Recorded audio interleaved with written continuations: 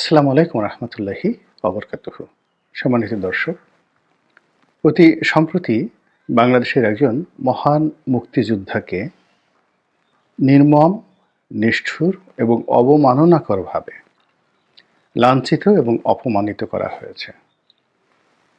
এমন ঘটনা প্রকাশ্যে বাংলাদেশে কখনোই ইতিপূর্বে ঘটেনি এবং এই ঘটনা যেভাবে ঘটেছে এবং এই ঘটনা যেভাবে প্রচার করেছে, অবস্থার দৃষ্টে মনে হচ্ছে যে বাংলাদেশের যে চিরাচরিত ইতিহাস রয়েছে, ঐতিহাসিক প্রেক্ষাপট রয়েছে, স্বাধীনতা যুদ্ধ, মুক্তিযুদ্ধ এবং মুক্তিযোদ্ধা, এদেরকে নিয়ে যে হৃদয়ম রয়েছে, সঙ্গীত রয়েছে, গান রয়েছে, কাব্য রয়েছে, নাটক রয়েছে, বাস্তব জীবনের যে উপাখ্যান রয়েছে, সবগুলো একটা রিসেট বাটনের চাপ দিয়ে উল্টে দেওয়ার একটা মহড়া এই ঘটনার মাধ্যমে শুরু হয়েছে।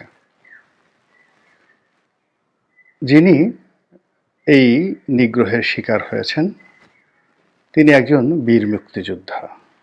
সব মুক্তিযোদ্ধাই বীর, তবে তিনি মুক্তিযুদ্ধে তার অসামান্য অবদানের জন্য, বীরত্বের জন্যে বীর প্রতীক উপাধি পেয়েছিলেন এবং তিনি কোনো সামরিক ব্যক্তিত্ব ছিলেন না। আমাদের দেশে যে ৭১ সালে মহান মুক্তিযুদ্ধ হয়েছে, সেই মহান মুক্তিযুদ্ধে যারা খেতাবপ্রাপ্ত হয়েছেন বেশিরভাগই সামরিক বাহিনীর কর্মকর্তা বা সদস্য। সাধারণ জনগণের মধ্য থেকে যারা উপাধি পেয়েছেন, সেটা বীর প্রতীক হোক বা বীর উত্তম হোক, বীরশ্রেষ্ঠ হয়নি কেউই, কিন্তু বীর উত্তম যেমন বঙ্গবীর কাদের সিদ্দিকী, এই সকল মানুষদের যুদ্ধক্ষেত্রে যে বীরত্ব অসামান্য অসামান্য বীরত্ব। তো যিনি নিগ্রহের শিকার হয়েছেন কুমিল্লার ১৪ গ্রাম এলাকার বীর মুক্তিযোদ্ধা কানু, কানু ভাই নামে তাকে সবাই চেনে।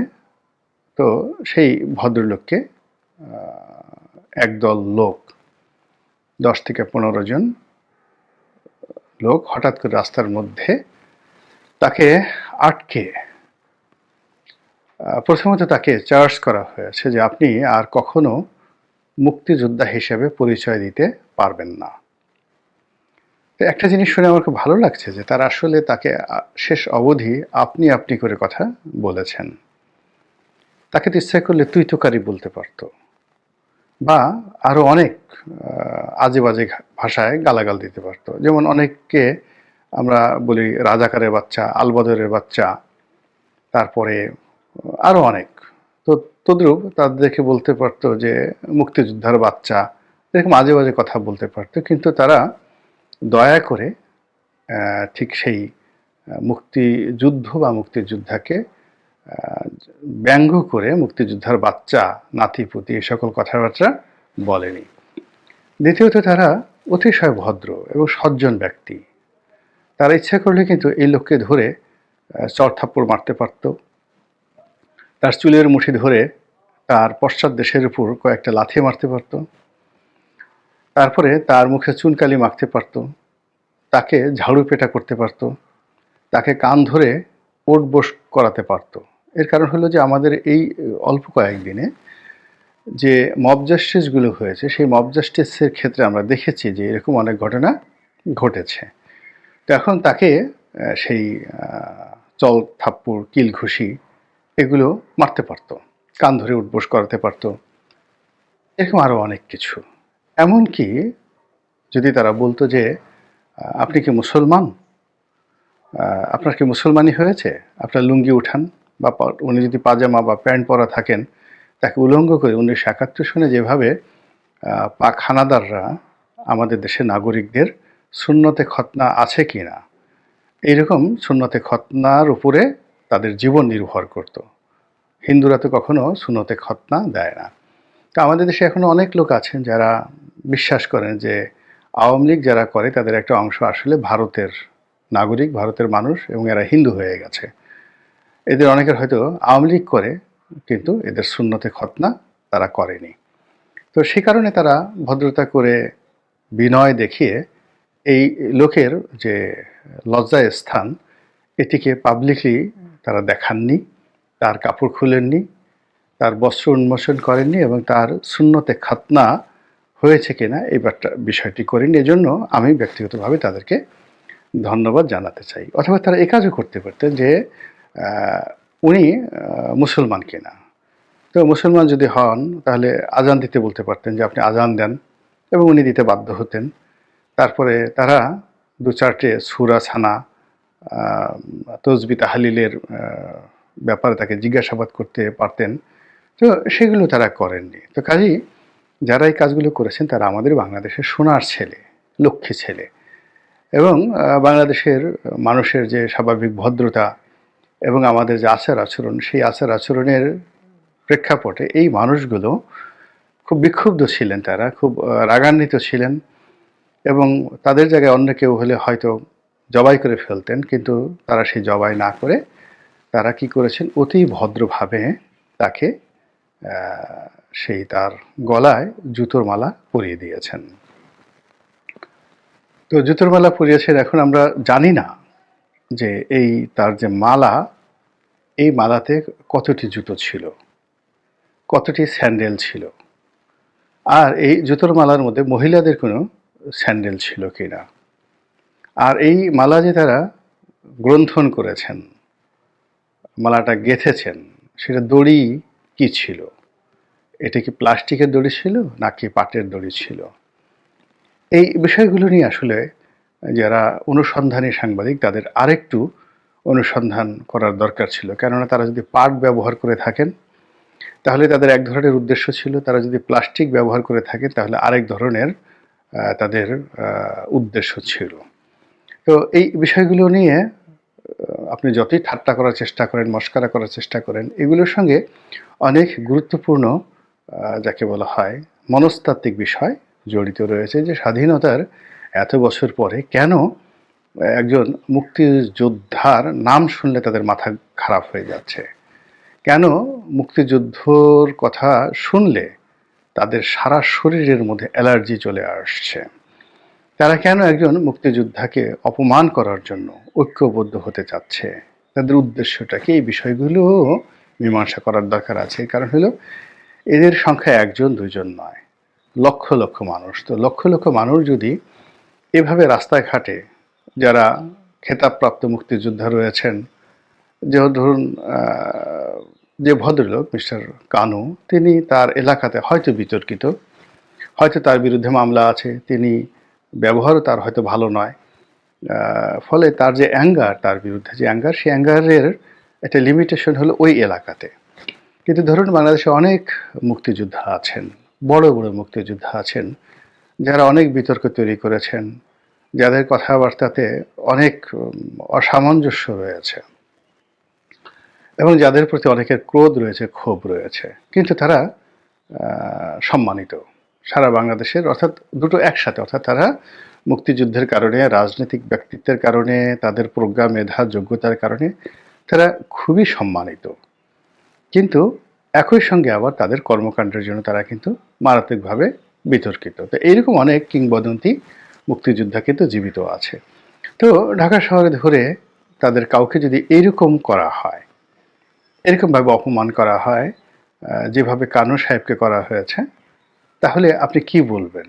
আপনি কি বলবেন যে এটা অসম্ভব বিষয়, বা ঠিকই করেছে, বা এটা করা ঠিক হয়নি? এর কারণ হলো কচু গাছ কাটতে কাটতে মানুষ কিন্তু ডাকাত হয়ে যায় ধীরে ধীরে। এই যে একটা কাজ করা হলো, এই কাজে তাদের যে সফলতা, সেই সফলতার বিনিময়ে তারা যদি আগামী দিনে কর্নেল উসমানী, মেজর জেনারেল নয়, ঠিক জেনারেল উসমানী, আমাদের মুক্তিযুদ্ধের মহানায়ক, যিনি কর্নেল হিসেবে রিটায়ার্ড করেছেন কিন্তু মুক্তিযুদ্ধের অসামান্য অবদানের জন্য তাকে জেনারেল উপাধিতে ভূষিত করা হয়েছিল, এই মহান ব্যক্তিটির কবরে যদি আক্রমণ করা হয়, কেন?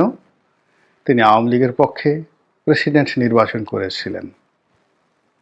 এত বড় খারাপ মানুষ, মুক্তিযুদ্ধ করেছে, অথচ আওয়ামী লীগের পক্ষে সে প্রেসিডেন্ট প্রার্থী হিসেবে সে নির্বাচনে অংশগ্রহণ করেছে, কাজেই বাংলার মাটিতে এর জায়গা হবে না। কিংবা কেউ যদি বঙ্গবীর কাদের সিদ্দিকীকে ধরে, রাস্তায় ধরে, ঠিক কানুর সাহেবের সাথে যে আচরণ করেছে তার সাথে আরেকটু বাড়িয়ে করা হয়, এর কারণ হলো কানু সাহেব মোটা প্রকৃতির মানুষ, খাটো প্রকৃতির মানুষ, তার জন্য যে জুতোর মালা তৈরি করা হয়েছে, এই মালার আকার আকৃতি অত বড় নয়। কিন্তু যদি এরকম একটা মালা তৈরি করা হয় জনাব লতিফ সিদ্দিকের জন্য, এরকম একটা মালা যদি তৈরি করা হয় কাদের সিদ্দিকের জন্য, তাহলে সে মালা তো অনেক বড় মালা হতে হবে এবং বর্ণিল হতে হবে এবং সেটা খুব সেলিব্রেট করতে হবে, চমৎকারভাবে সেটি সেলিব্রেট করতে হবে। সমস্ত ক্যামেরাগুলো সেখানে থাকবে এবং এই কর্মকাণ্ড যারা করবেন তাদের পক্ষের শক্তির যে মিডিয়াগুলো রয়েছে এখন, যাদের তাণ্ডবে সারা বাংলাদেশ অস্থির, এই মিডিয়াগুলো সেখানে প্রচার করবে এবং তাদের এই প্রচার প্রোপাগান্ডায় সারা দুনিয়া অস্থির হয়ে পড়বে। তো এই একটা জিনিস দিয়ে যে শুরু হলো, সেই শুরুর মধ্যে যে সেই কর্মকাণ্ডগুলো করা হয়েছে, সেই কর্মকাণ্ডগুলো নিয়ে যথেষ্ট আলোচনা, সমালোচনা, বিতর্ক এগুলো করতে হবে। এরপর একটা বিষয় হলো যে সেখানে দেখা গেল যে যারা এই কর্মকাণ্ড ঘটিয়েছেন নিশ্চিতভাবেই তাদের পরিচয় সবাই জেনে গেছেন। তারা কারা, কি তাদের রাজনৈতিক পরিচয়, কি তাদের এজেন্ডা, তাদের মনোকষ্টের কারণ কি ইত্যাদি আমরা সবাই জেনে গিয়েছি। তো যেহেতু এখন একটা সুন্দর সময় চলছে, এই সময়টিতে ভাসুরের নাম মুখে নেওয়াটা কোনো অবস্থাতেই ভদ্রতার পর্যায়ে পড়ে না। আমাদের গ্রাম বাংলায় আমরা ছোটকালে দেখেছি যে গৃহবধূ, নতুন গৃহবধূ, তিনি ভাসুরের সামনে সবসময় ঘোমটা দিয়ে থাকেন। তারপরে ভাসুরের সামনে দিয়ে চলাফেরা করেন না, ভাসুরকে অ্যাভয়েড করেন না। এটা একটা শ্রদ্ধা, ভাসুরের প্রতি শ্রদ্ধা। তা আমাদের দেশে এখন মুক্তিযুদ্ধের যারা বিরোধিতাকারী, তারা আমাদের সম্মানিত ভাসুর, ভাসুর মহোদয়, আমরা তাদের নাম উচ্চারণ করব না, তাদেরকে নিয়ে কোনো কথা বলবো না, কোনো সমালোচনা করব না, তাদেরকে দেখলে ঘুমটা দিয়ে থাকবো এবং কাছাকাছি আসলে কদমবুছি করব এবং মাছের মাথাটা, মুড়োটা তাদেরকে খাওয়াবো এবং তাদেরকে এই আদর আপ্যায়নের বিনিময়ে আমরা আমাদের জীবনের স্বাভাবিক মৃত্যুর গ্যারান্টি চাইব। আমরা চাইবো আমাদের রগ যেন কাটা না হয়, আমাদের চাইবো আমাদের যেন গলায় জুতোর মালা পরানো না হয়, আমরা চাইবো যেন কোনো অবস্থাতেই আমাদেরকে যেন জীবন্ত পুঁতে ফেলা না হয়, ইত্যাদি আরও অনেক কিছু। তো যেটা বলছিলাম যে সেই ভাসুরের যে দল মিস্টার কানুকে যেভাবে আক্রমণ করেছেন, সেই আক্রমণের মধ্যেও তারা কিন্তু নান্দনিকতা বজায় রেখেছেন এবং তারা যে আশরাফুল মাখলুকাত, আল্লাহর শ্রেষ্ঠ জীব, এবং তারা যে আল্লাহর খলিফা এবং ভবিষ্যতে তারা যে একটা খিলাফত রাষ্ট্র কায়েম করার যে স্বপ্ন দেখেন, যেখানে আল্লাহর আইন প্রতিষ্ঠিত হবে, যেখানে ইজমা কিয়াস সুন্নতের ভিত্তিতে কোর্ট কাছারি প্রতিষ্ঠিত হবে।